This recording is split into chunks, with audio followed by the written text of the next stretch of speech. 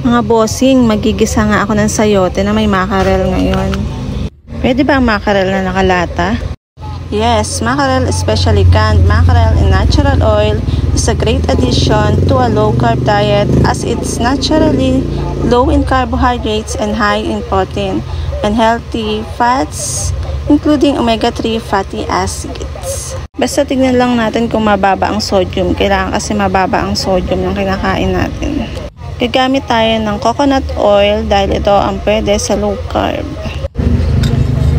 Magigisa nga lang tayo ng bawang, sibuyas. At after nya na magisa ang bawang at sibuyas, pwede nang ilagay ang ating sayote. Isang sayote lang yung gagamitin ko dito.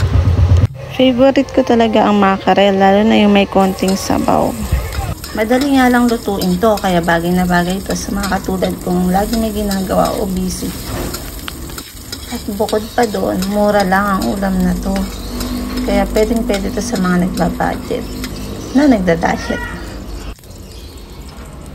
Ito nga, lalagay ko na ang sayote. After nyan, halu-haluin lang natin.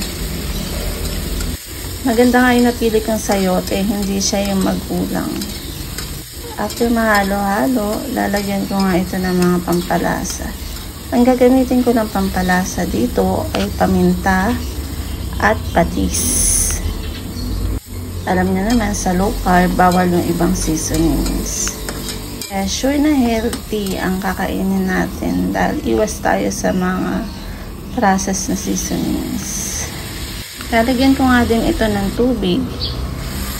Makakatulong to sa pagpapalambot ng sayote. Konting tubig lang yung ilalagay ko dito.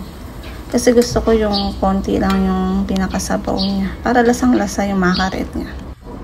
So mukhang half cook na nga. Ilalagay ko naman dito yung pinakasabaw muna ng mackerel. Para lumasa na yung mackerel dun sa ating sayote. Mamaya ko na nga ilalagay yung laman kasi baka madurog lang. Gusto ko medyo buo yung mackerel niya. Takpan nga ulit natin at antayin natin kumulo ulit. So mukha nang luto na ito. Mailagay na nga itong mackerel natin. Saglit na nga lang at luto na to. Ganyan lang kadali magluto ng ating ulam sa low carb. Kaya walang rason para hindi tayo makapag-diet dahil meron naman mga budget friendly na lutuin or pagkain. So okay na nga ito mga bossing, hahanguin ko na ito. Papartneran ko lang to ng half cup ng shirataki rice. Maya-maya nga at kakain na rin ako dahil medyo gutom na nga ako. Ang shirataki rice nga pala is low carb din yan.